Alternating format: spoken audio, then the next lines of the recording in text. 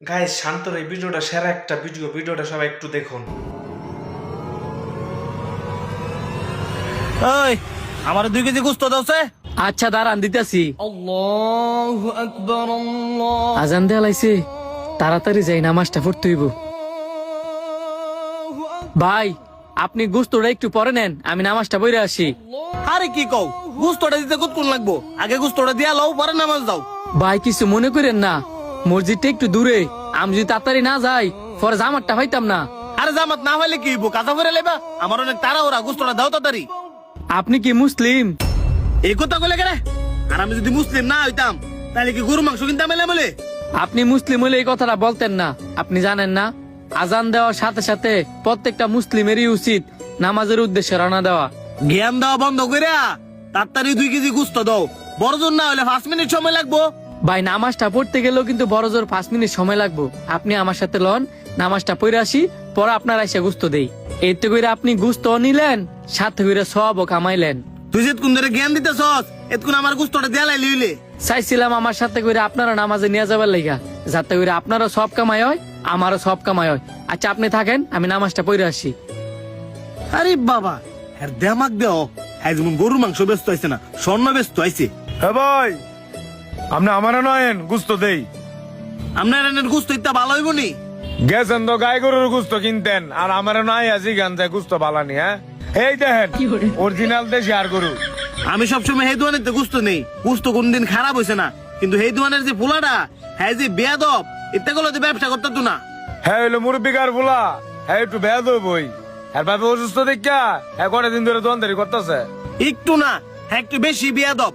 হ্যাঁ আমি টিয়াদা গোস্ত নিতে মাইছি, আর হ্যাঁ এমন ভাব ধরছে হ্যাঁ যেমন আমি ফ্রিতে নিতে মাইছি। দৌড়াই গেছে কেন আমার সত্য। হ্যাঁ কথা বাদ দেন, আপনার ঘুষ কয় কেজি দিব এটা এখন? দেন 2-3 কেজি। এই নেন ভাই আপনার গুস্ত।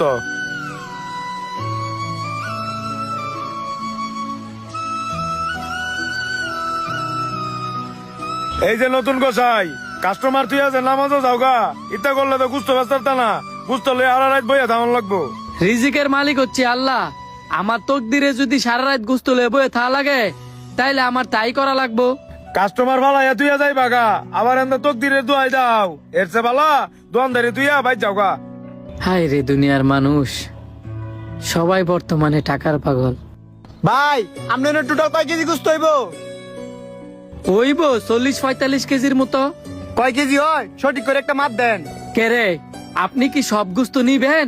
অবশ্যই নিমু, আমার বাইরের রাইতে একটা প্রোগ্রাম আছে তো, আপনি তাড়াতাড়ি সবগুলা গোস্ত মাপ দেন। ঠিক আছে দিতেছি। ভাই সবগুলা গুস্ত তো বিক্রি করে দিলাম, এখন তো বাড়িতে যাবো গা। গুস্ত বেচা বাইর যাই বাগা, অনে আলা আমি কি করতাম? আপনি না কইলেন আমার গোস্ত লয়ে সারা রাত বয়ে থা লাগবো। আল্লাহ না করুক আমনের ইনি পরে সারা রাত গোস্ত লয়ে বয়ে থা লাগে। দেখেন আমরা সবাই হইছি মুসলিম, আমরা যেই কাজই করি না কে লিগা, নামাজটা ঠিক রাখলে তো আর ক্ষতি নাই। যে আল্লাহ এত নিয়ামত দিয়ে আমগরে পৃথিবীতে বাঁচায় রাখছে, আর আমরা এই পৃথিবীর লোভ লালসায় ফইরা সে আল্লাহর এই বুইলা গেছি। আমাদের প্রত্যেকটা মুসলিমেরই উচিত আমরা যা কাজই করি না কে লিগা 5 ওয়াক্ত নামাজটা ঠিক রাখা। আপনি আল্লাহরে সন্তুষ্ট রাখবেন তো আল্লাহ পাক আপনারে খুশি রাখবো।